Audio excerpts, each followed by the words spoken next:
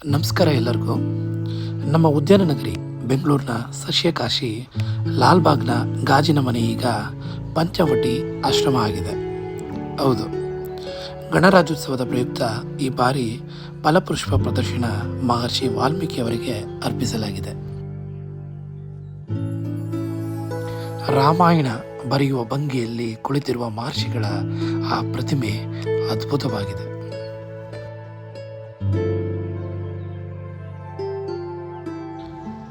ನಾನಾ ಪದಗಳು ಸೇರಿ ಕಾವ್ಯದ ಭಾವ ಪೂರ್ಣವಾದಂತೆ ನಾನಾ ಹೂಗಳು ಸೇರಿ ಭಾವನ ಲೋಕಕ್ಕೆ ಸೆಳೆಯುತ್ತವೆ. ಸುಮಾರು 10 ಅಡಿ ಎತ್ತರ, 38 ಅಡಿ ಸುತ್ತಳತೆಯ ವಾಲ್ಮೀಕ ನಿರ್ಮಿಸಲಾಗಿದೆ. 3 ಲಕ್ಷ ಡಚ್ ಗುಲಾಬಿ, 800 kg ಪಿಂಚ್ಡ್ ಗುಲಾಬಿ, 600 kg ಹೈದರಾಬಾದ್ ಸೇವಂತಿಗೆ ಹುತ್ತದ ಅಲಂಕಾರಕ್ಕೆ ಬಳಸಲಾಗಿದೆ.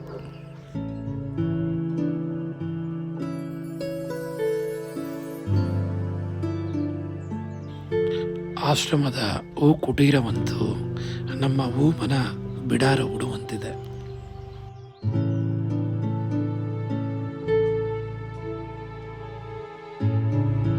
ಆಶ್ರಮ ಮಾದರಿಯ ಸುತ್ತ ಹನುಮ, ಜಟಾಯು, ಅಳಿಲು, ಜಾಂಬವಂತನ ಪ್ರತಿಮೆಗಳನ್ನು ಇಡಲಾಗಿದೆ.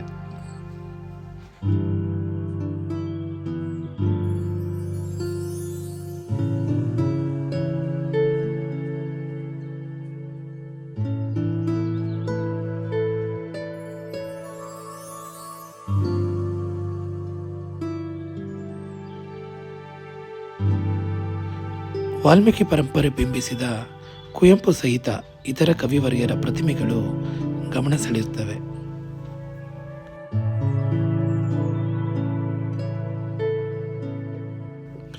ರಾಮ, ಸೀತೆ, ಲಕ್ಷ್ಮಣ ನಡೆದು ಬರುವ ದೃಶ್ಯ ಮನ ಪುಳಕಿತಗೊಳಿಸುತ್ತದೆ. ತೆರೆದ ರಾಮಾಯಣ ಗ್ರಂಥದಿದ್ದರೂ ವಾಲ್ಮೀಕದಲ್ಲಿ ಆಸೀನರಾಗಿರುವ ವಾಲ್ಮೀಕಿಯವರ ಕಲಾಕೃತಿ ಅಮೋಘವಾಗಿದೆ.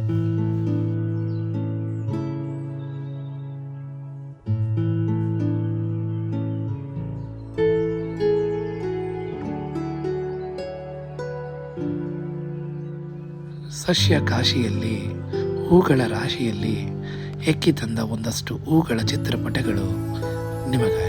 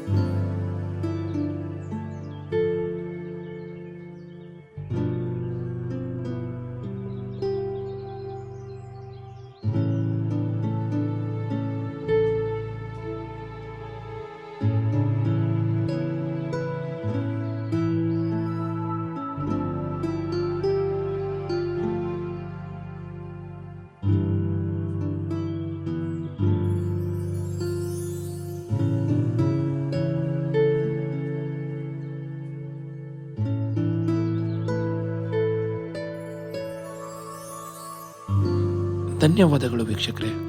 ಈ ವಿಡಿಯೋ ನಿಮಗೆ ಇಷ್ಟ ಆಗಿದೆ ಅಂತ ಭಾವಿಸುತ್ತಾ, ಈ ವಿಡಿಯೋ ನಿಮಗೆ ಇಷ್ಟ ಆಗಿದ್ದರೆ ದಯವಿಟ್ಟು ಲೈಕ್, ಶೇರ್, ಸಬ್ಸ್ಕ್ರೈಬ್ ಮಾಡಿ ಅಂತ ಕೇಳ್ಕೊತೇವೆ. ಮತ್ತೆ ಸಿಗೋಣ ಮುಂದಿನ ವಿಡಿಯೋದಲ್ಲಿ. ನಮಸ್ಕಾರ.